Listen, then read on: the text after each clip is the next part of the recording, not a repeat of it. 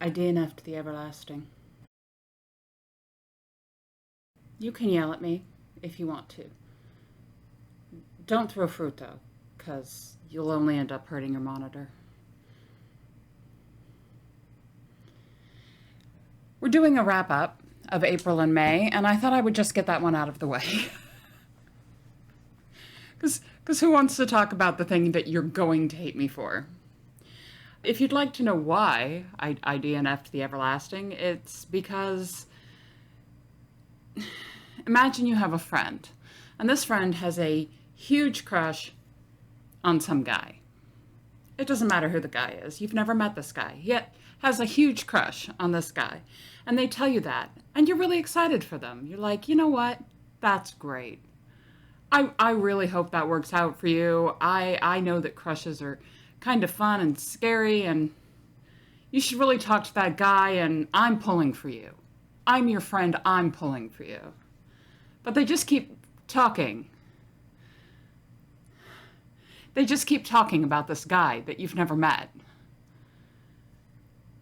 And eventually you're like, I mean, I get it, but maybe you should talk to that guy and not me, right? Like, I get it, but I'm the wrong person. You should be talking to dude. Well, like you've got a crush on dude, talk to dude, right?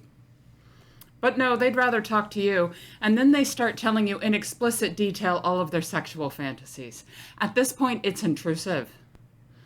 At this point, this is intrusive. And I need to exit this conversation. I need to go away.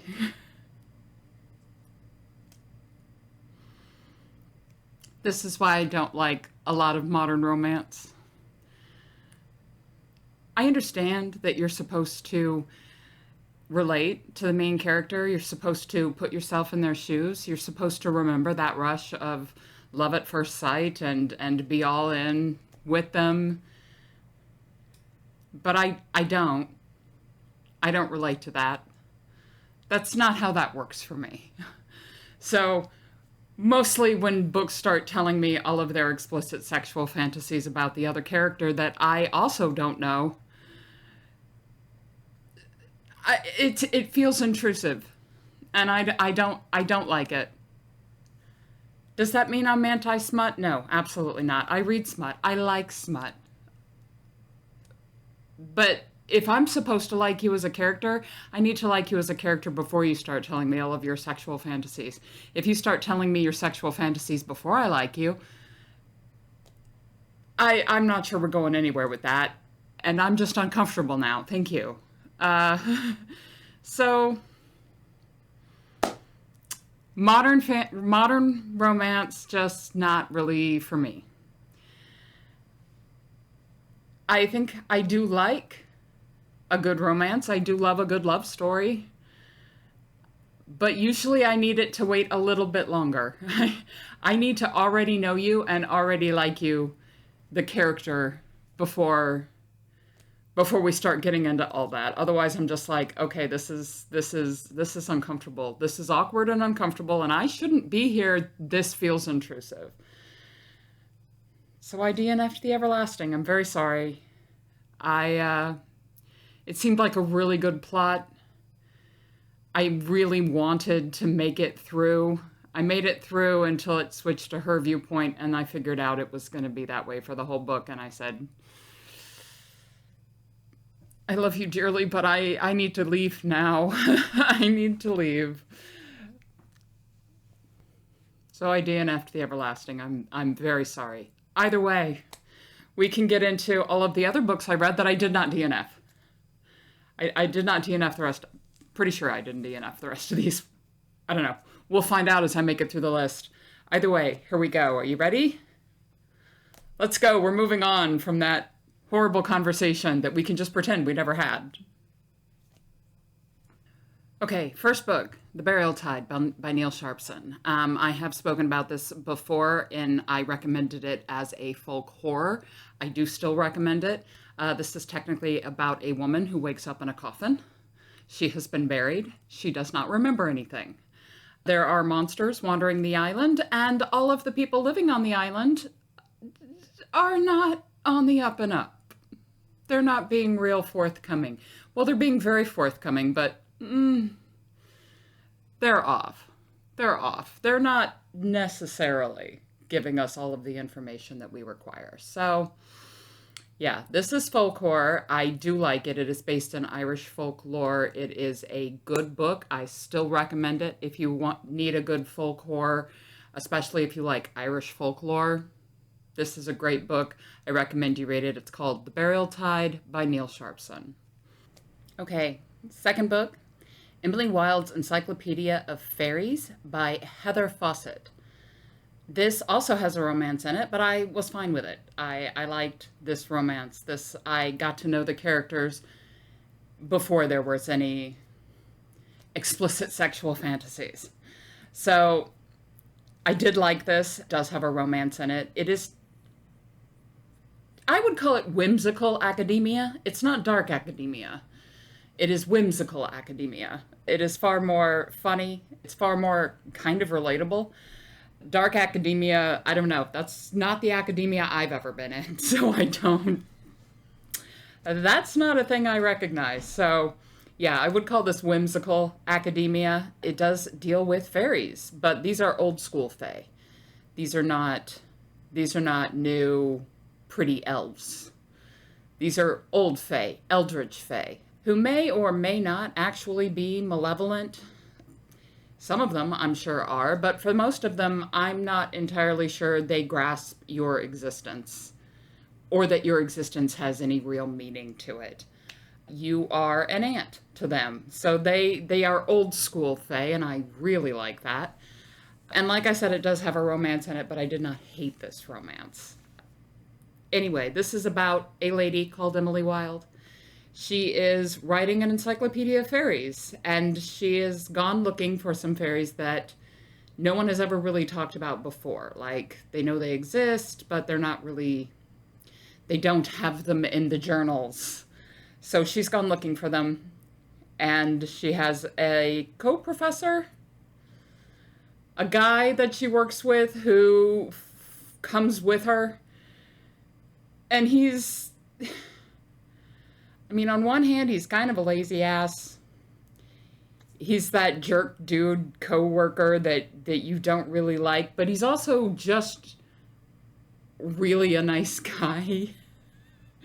He seems to be big on people. He's talking to everyone. He thinks people are awesome. So that's who he is. And he is, of course, the love interest. I did enjoy it. There are 2 other books. This is actually the first in a trilogy. I have not read the 2 other books. I may or may not continue. I don't know. I may keep going. I do enjoy the world. I like the fae. I like how they are not pretty elves. I do like the old school kind of fae. I do like the feel in this book. I do like the whimsical academia feel. I was not mad at the romance. And I understand the other 2 books are more of the same. So I may continue, but I don't know that I would go out of my way for it like I would, horror. If you like whimsical academia, or can even figure out what the hell I mean by that, if you like old school fae, if you like a romance that happens, 2 crazy kids. It's 2 crazy kids that just sort of belong together, and you just know they do. If you've ever met those people, you know who I'm talking about. They're just 2 crazy kids, and we wish them the best. So if you're into that, I think you should read this book. It's called Emily Wilde's Encyclopedia of Fairies by Heather Fawcett. Next book, also by Neil Sharpson. It's called Knock Knock Open Wide. As soon as I started reading Neil Sharpson, I didn't stop. And this is where we have ended up. This is also a good book. This is also based on Irish folklore. What is it about?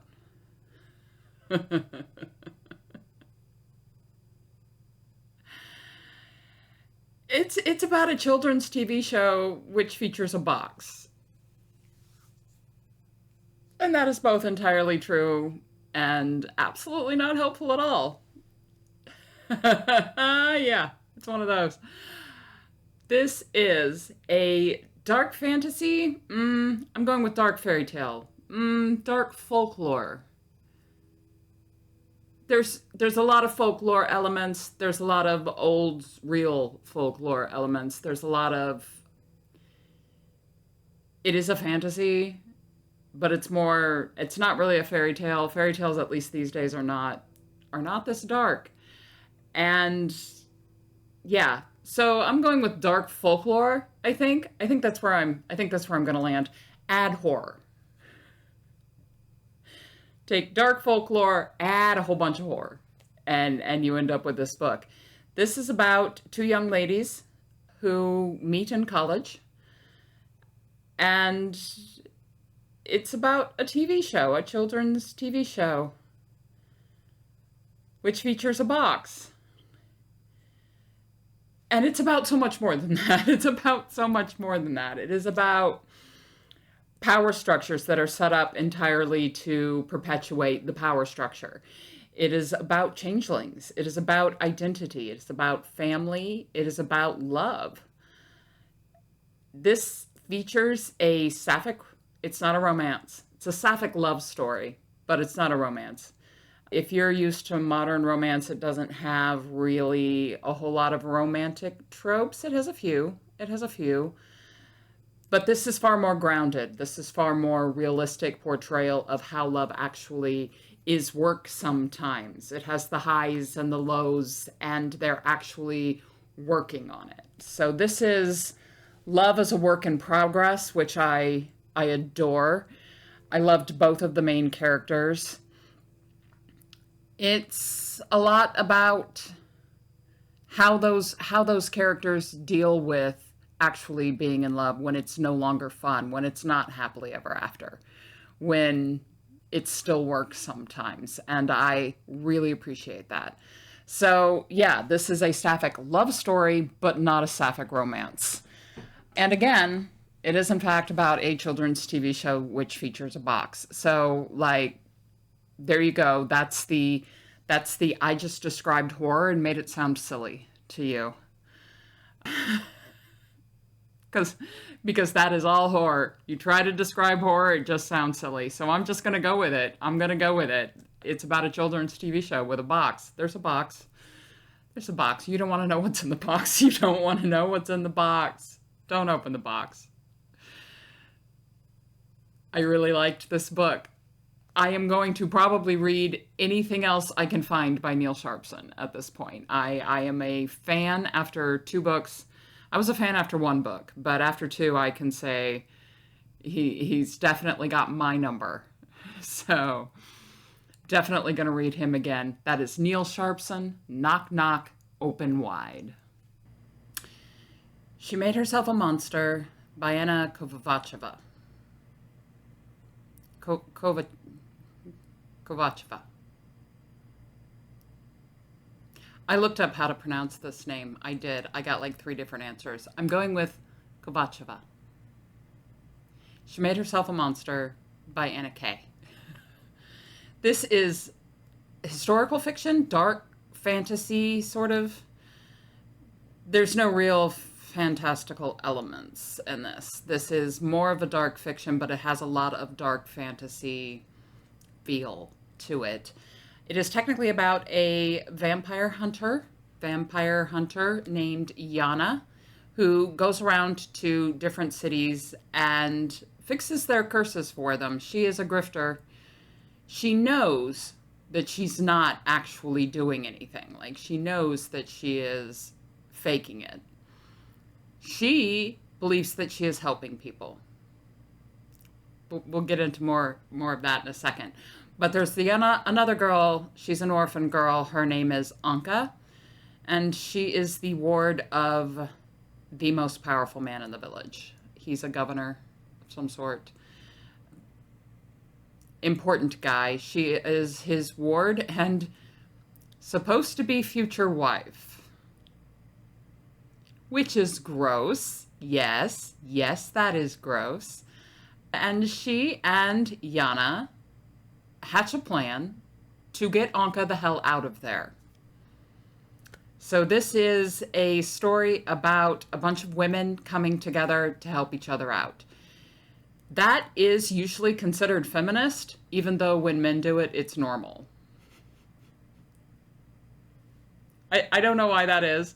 When men all come together to help a brother out, it's considered normal. When women do it, it's considered feminist. So, okay, it's feminist. This has some themes in it. This has some dark parts. It does absolutely relate to at least one man behaving very badly. I do really appreciate there's some commentary in there about how you can't really argue people out of beliefs that they didn't argue themselves into. People who have irrational beliefs, and how do you deal with that if you can't just tell them, I'm sorry, you're not cursed. Curses don't exist. Like you can't convince them that curses don't exist. So how do you deal with that? Everybody in this story who is in the know that Yana is not doing anything, and that does include like the bad guy, quote unquote bad guy, the governor guy. They all know. All of the people who are in the know that she's not really a vampire hunter, and most of them are fine with it. Most of them are like, you know what? This is the only way to convince this village that they are not cursed, is by letting this woman do her little dance, do her little song, get a little money, and then the people will decide that they are no longer cursed. I like that. I like that as kind of a story motif. I think that was an interesting way to go about it. Usually when there is a grifter involved, the grifter is bad and everybody thinks they're bad, and you should just tell people the truth. But that, I don't know if you've ever tried that. It doesn't work. So I actually kind of appreciated this opposite take on it, where everybody knows, well, most people know she's a grifter, and they're all like, well, you know, she's not harming anyone. She's going to do a little dance. She's going to sing a little song. She's going to make a little money. She's going to leave, and we can get over it. But we don't have to try to argue these people into the fact that curses don't exist. I appreciate that sort of commentary. I do. Maybe I'm just cynical. It's possible. This also has something I really relate to. She has a brother, not a real brother. It's the governor's nephew. But they grew up together because she is, of course, his ward. They grew up together. So he is kind of her brother. And he is one of the good ones. He is a good man. And he doesn't understand the problem. He thinks that all of the problems caused by this governor being a complete dirtbag would be fixed if she just did her duty and married him. And I don't know if you can relate to that. I can absolutely relate to that. You know a guy who is a good person. They're a good person. They're absolutely mostly on your side. They're one of the good ones. And you explain a problem to them, and they just don't get that it's a problem. They don't get it. And it is infuriating, and it is sad. But if you've ever known that guy, I think the brother will hit for you. Other than that, I think it's a pretty good book. I think it's a pretty good book just to read. You don't necessarily have to get into all of those themes, but I think it's a pretty good book. I liked the characters. I do like a bunch of people coming together to help a person out. I also really liked some of the commentary just on how irrational beliefs work and how to work around them, and how good people can be so deep inside the system that they don't see what's wrong with it. So couple of things there I wanted to specifically point out that I appreciated about this book. I think you'll like it. Go ahead, try it. It's called She Made Herself a Monster. It's by Anna Kovatcheva.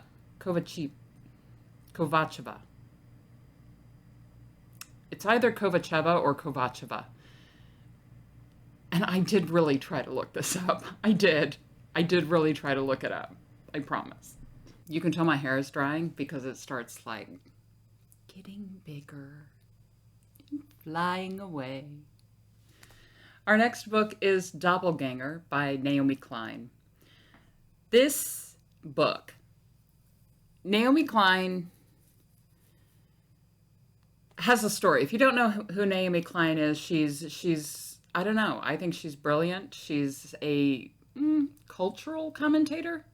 She wrote The Shock Doctrine, which is an amazing book. I really suggest you read that one, but that's not the one we're talking about. Naomi Klein, brilliant, brilliant lady, has a lot of really good things to say about the world we live in. And then there's another Naomi called Naomi Wolf, who wrote a book that, was kind of a leftist darling for a while, and then she went full right-wing wingnut. And this book takes the story of Naomi Klein realizing that people think she is Naomi Wolf,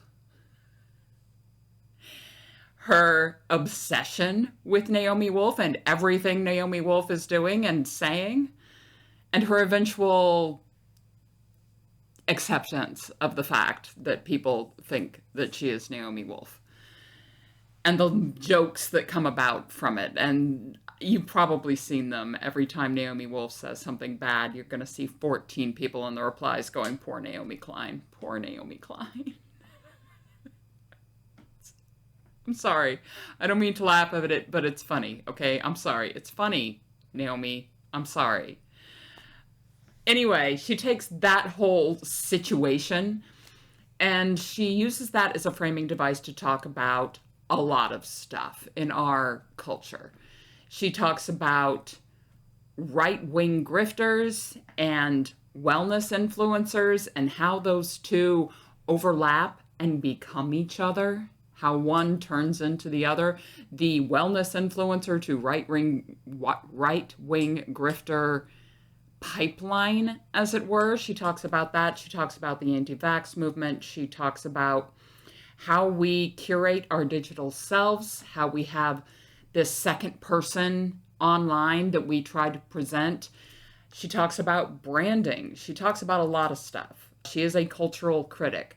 And she uses this framing device, this everyone thinking she is Naomi Wolf or that the two are the same person, as a way to lead us through this discussion about our second selves, our shadow selves, and how those permeate our culture and how we're all sort of forced to have one and how they don't always do well for us. So this is a lot about that. It's about a lot of things. Naomi Klein has many thoughts. Many of them are pretty good thoughts. I don't know that I agree with everything she says in this book or ever, but I do agree with a lot of it. She is very insightful. She has a lot to say about our culture. If you ever need help understanding the world you're living in, I think Naomi Klein is a good place to start. I don't think you can end with Naomi Klein. I think you have to go a little further. But if you need some help getting started on what the hell kind of world am I living in, I think Naomi Klein has got a few answers for you that you might not have thought of before. So definitely read Naomi Klein. This is Doppelganger. I also recommend the other book of hers that I have read called The Shock Doctrine. Both of them really good books. The Shock Doctrine changed my world. Doppelganger, I think I knew a lot of this already. But she says it in a way I don't think I could. I don't think I could sit you down and talk to you the way Naomi Klein does.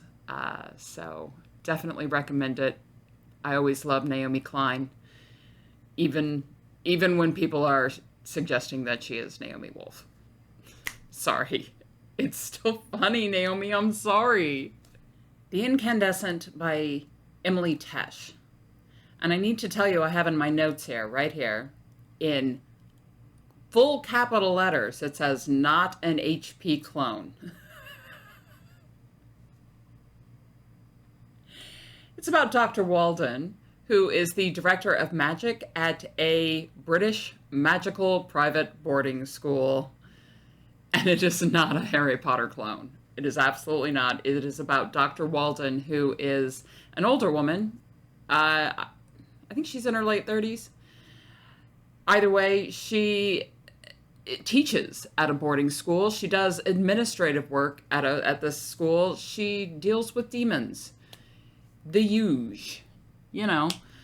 There is also low-key a sapphic romance in this. It's also not explicit, and I did kind of like it. I did kind of like the romance that she has going on. I really like how demons are dealt with in this world. Demons are attracted to magic, to wild magic. And teenagers, it turns out, produce a lot of wild magic. And demons can inhabit almost anything that has a self.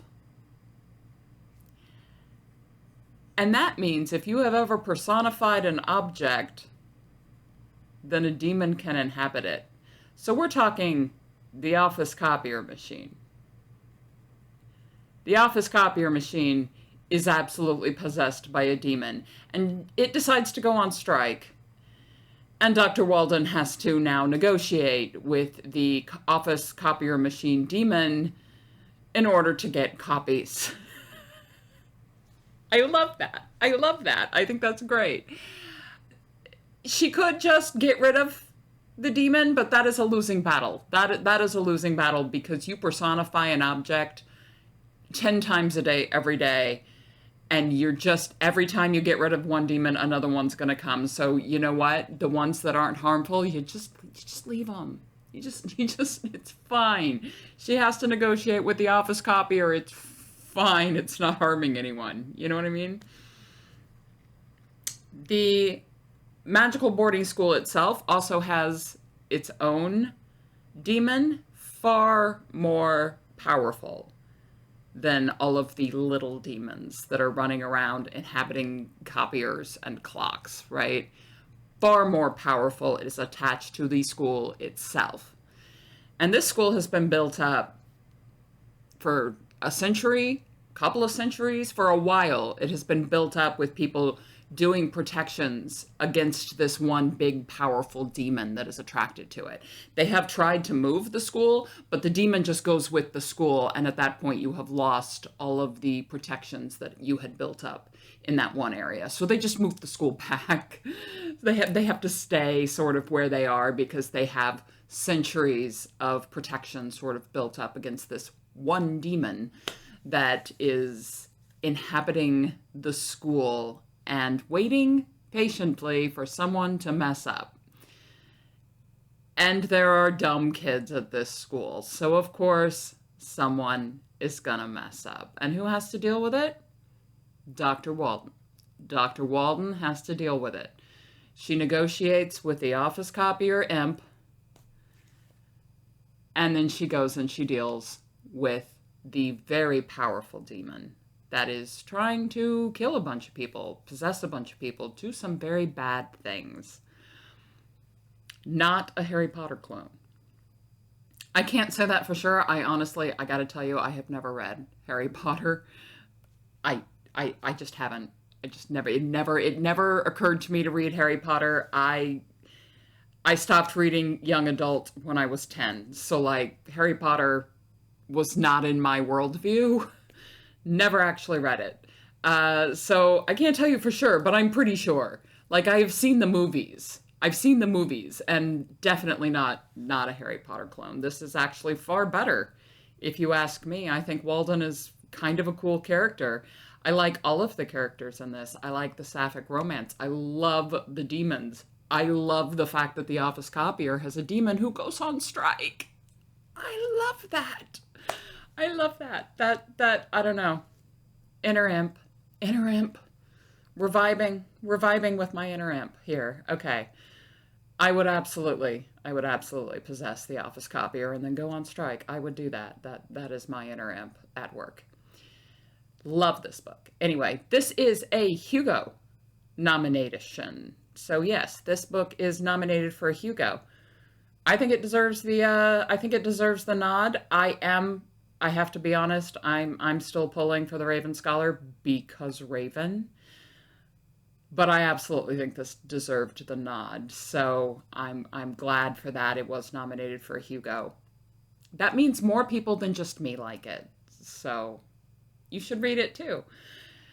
It is called The Incandescent. It is by Emily Tesh. Next book is by Simone St. James. It's The Sundown Motel. This is the second book by Simone St. James I have read, and they were both basically the same.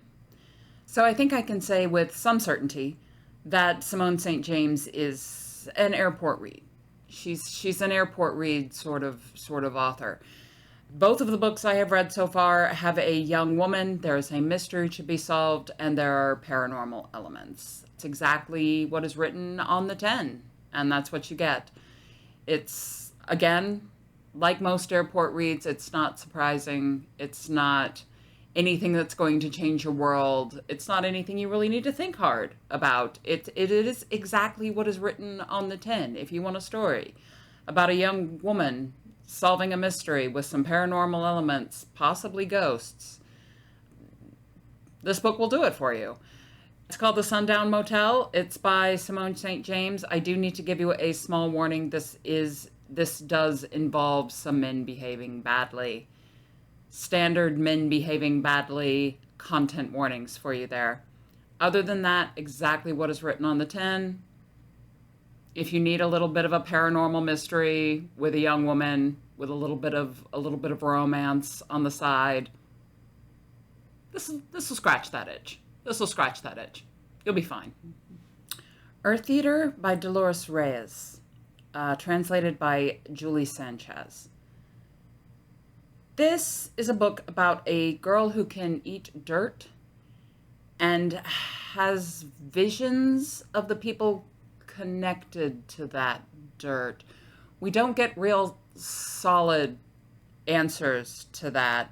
I do know they don't have to be dead, but they do have to be connected to the dirt somehow. Like if it's the wrong dirt, it doesn't work. But it's not real clear because this seems like a concept book. This is more like vignettes from this girl's life than one overarching story through the entire book. This is not an overarching story through the entire book. This is more like you get vignettes from her life from various points, and they all sort of fit together into this story. I would call this, like I said, a concept book. I thought it was interesting. I thought I liked the idea. I liked the idea, honestly. It's a little weird eating dirt, and it's a little weird that the dirt has to be the right dirt. Interesting. That is an interesting concept to me, and I like how the girl and the other characters sort of deal with it. She does make money doing this, at least as she gets older, but she doesn't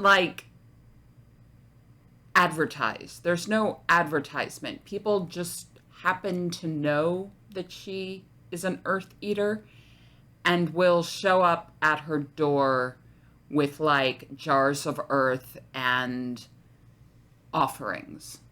So it's an interesting idea, and I did kind of like it. It is pretty short.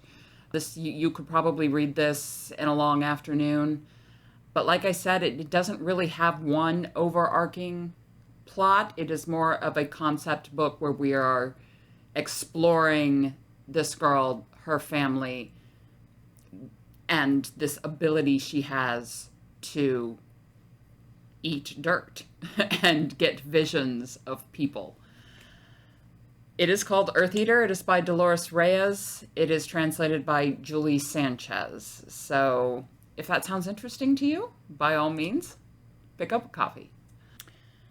Near the Bone by Christina Henry. I have also spoken about this one in my horror recommendations, which I will leave a link to that in the down below. So I'm not going to get too deep into this book. It is a creature feature, but it also, like, half the story. I'm just going to say it. We've got content warnings for SA, child abuse, kidnapping, religious abuse, domestic violence. It keeps going. It keeps going. I'm not done. But you get the idea. Huge content warnings. It is a creature feature. There are, I guess you could call it two creatures. There is the man involved, her husband, and there is an actual creature who is stalking the woods of this lonely mountain. And this is about this lady finding out that there is a creature on this mountain, and the people who come looking for it, these are people looking for cryptids who hear about this creature and then come looking for it. And it is about her and them and all of them attempting to escape this mountain from both creatures. Both creatures are after them. So that's what this book is about. I'm not going to get too deep into it. Like I said, I did recommend this as a creature feature horror. I think it's got an awesome creature in it. It is very difficult to read. So, yeah, you're going to have to decide if you can actually get through it. I had some trouble. It was difficult to read. But it is called Near the Bone by Christina Henry. Japanese Gothic by Kylie Lee Baker. This is a book with dual timelines. We are following a young man in basically modern day Japan and a young woman in, I believe, late Edo period Japan.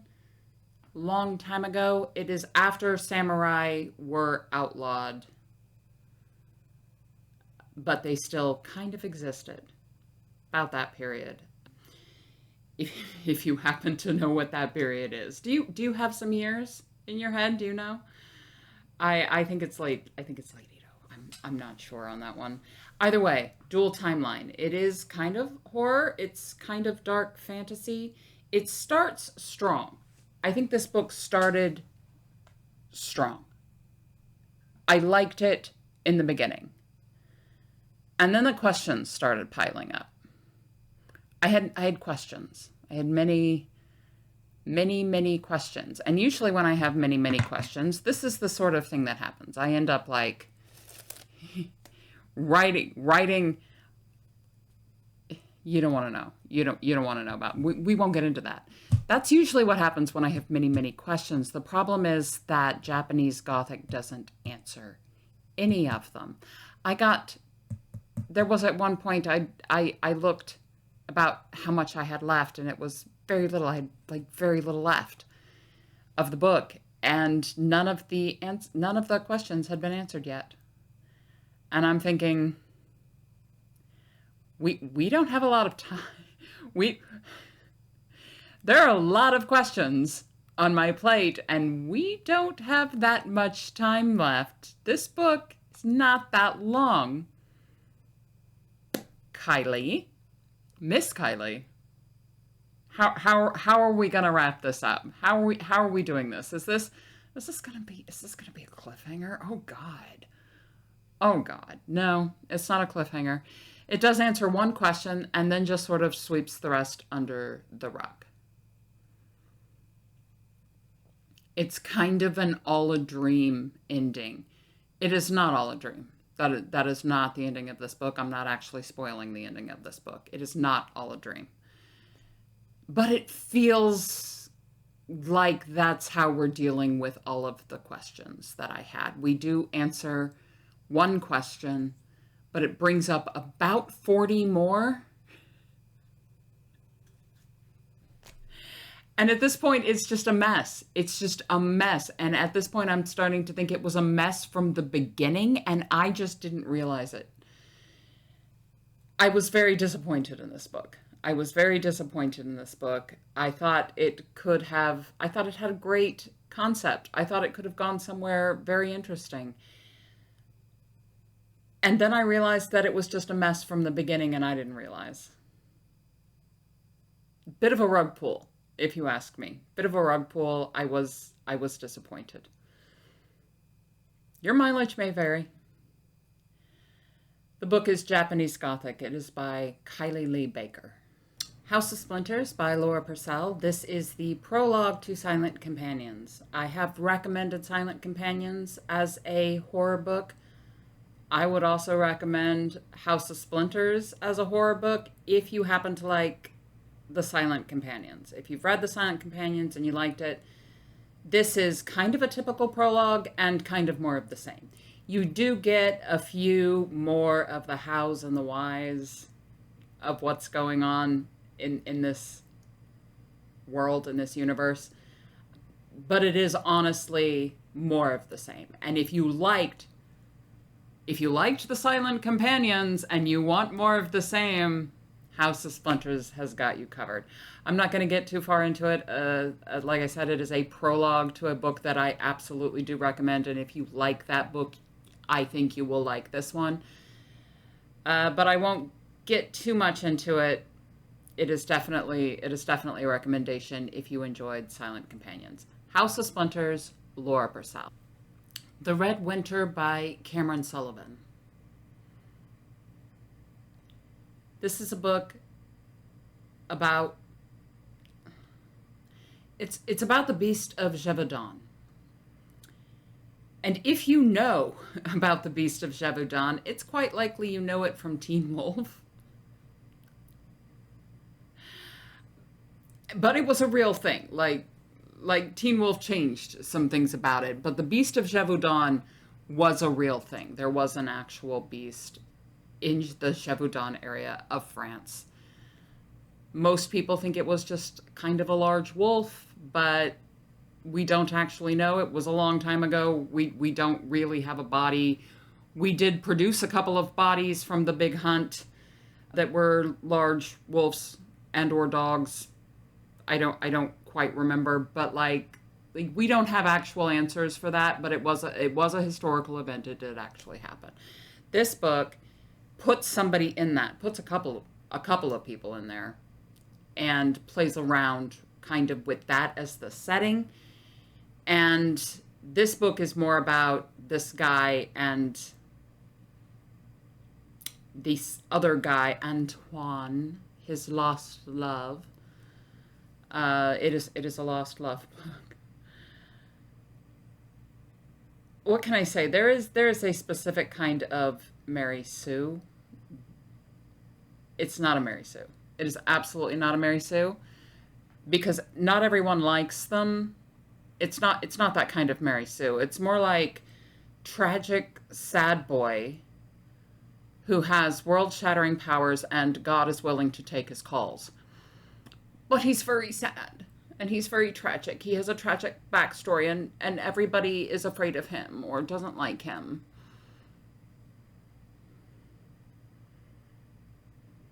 You know what I mean? You know what I mean. You know what I mean. Tragic sad boy with world-shattering powers who God is willing to talk to, but not a Mary Sue, but very much kind of a Mary Sue. I don't even know if there's a word. I don't even know if there's a word for that character. I don't know. Somebody will have to ask the trope people. Not a Mary Sue, but it's very much like a Mary Sue. And that is the kind of character that you are following in The Red Winter. He is a tragic sad boy. A lot of people are afraid of him or don't like him or whatever else. But he also has, world-shattering powers. And the Archangel Michael is talking to him on a regular basis. So, your life can't be that hard, my dude. Your life cannot be that hard. Sorry. Anyway, a lot of this is written kind of as a memoir from present day. There are funny and interesting asides inserted into this about Joan of Arc. She gets involved. Joan of Arc and her story is sort of presented as asides written from his his slave succubus. Yes, this man has enslaved a succubus. Of course he enslaved a succubus. He's that kind of Mary Sue. So of course he enslaved a succubus. And she, of course, loves him, because of course she does. Because, I don't know, she's a succubus. At any rate, those asides, actually pretty funny, actually pretty good. I did appreciate the Joan of Arc story.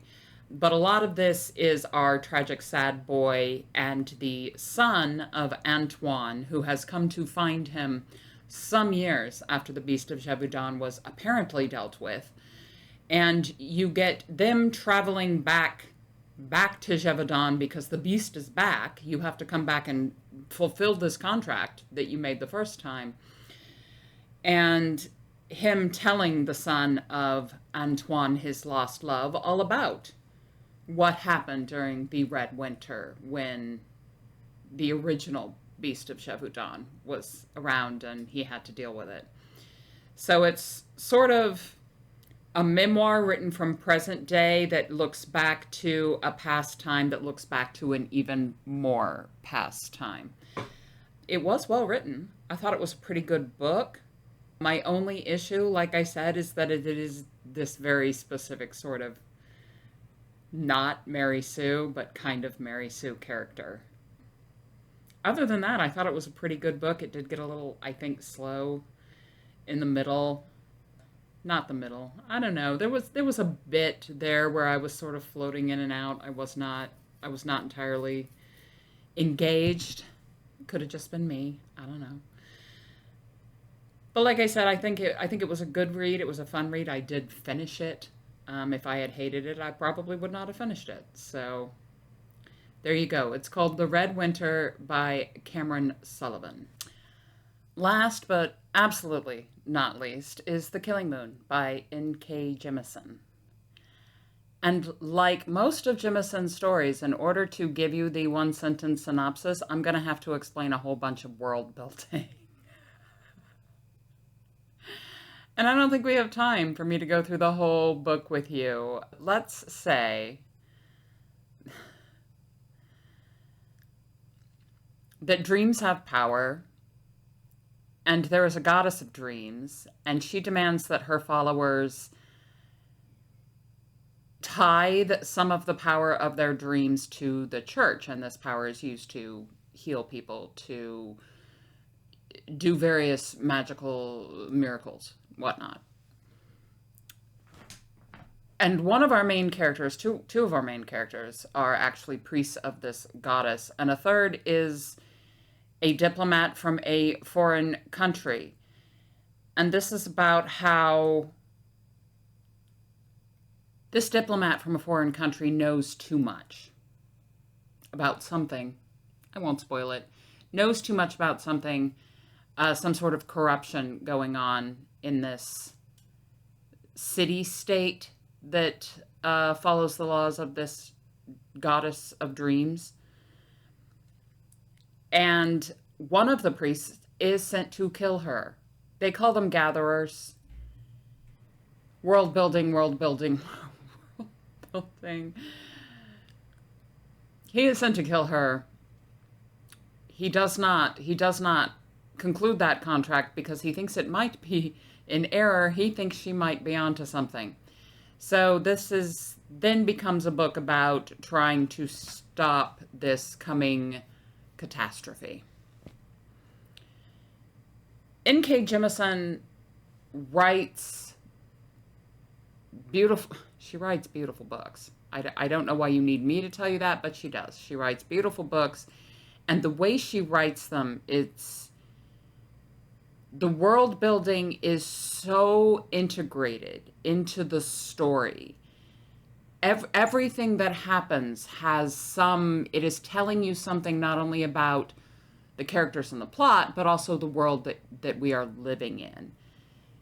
At the beginning of every chapter, she gives you a little bit of their local wisdom or their local law that will tell you a little bit about the world and the characters and even the plot. It all is so intertwined that it is very difficult to pick it apart and give you like a one-sentence synopsis without explaining the entire world to you. And I am not going to explain the entire world to you.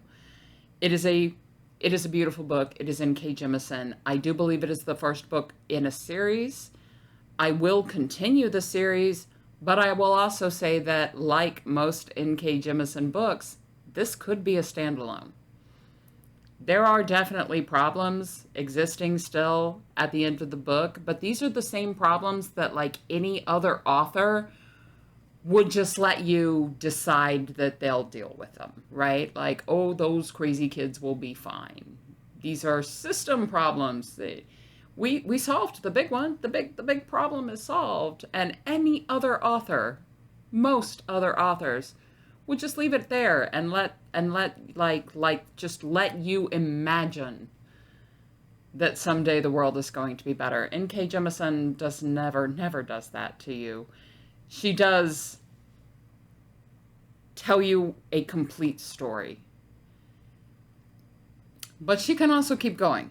So she is going to keep going, and I will keep going with her because this is a good book. I will be continuing this series. That is The Killing Moon by N.K. Jemisin.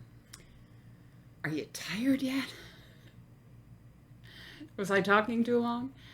Let's talk about the Holdlist. Holdlist. Very exciting. You will notice that if you watched my last video, that everything that was at like less than 6 weeks all got delivered on the same day, and the shroud has not moved barely at all. Because that's, I don't know, that's what Libby does to me. But this is my Holdlist on Libby, and this is how long Libby claims it will take to get all of these books. Don't believe the hype. Don't believe the hype. I expect I'll come back for my next wrap up, and we will still be waiting on the shroud, and I'll have 14 other books up here. This is only 9 books. I'm only showing you the first 9. It's fine. I also have a lot borrowed right now. I might need to cycle some of those, put those back on hold, like let somebody else read them if they've got a long line behind me. I don't want to be that person. So I might have to recycle some of these because they all came up at the same time. And that is my wrap up. I will be back in 2 weeks. Hopefully I will have finished the magnum opus that is my deep dive into Peter Watts's Blind Sight.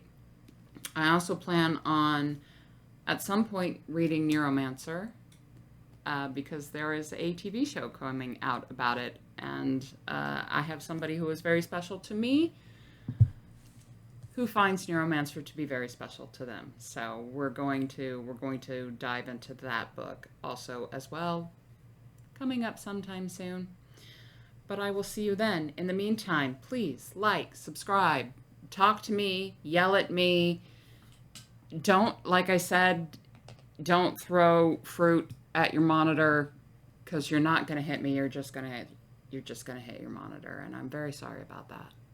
I'm very sorry about that, but I will sit quietly in my circle of shame so that you can yell at me about not finishing the Everlasting. And I'll see you in a little bit.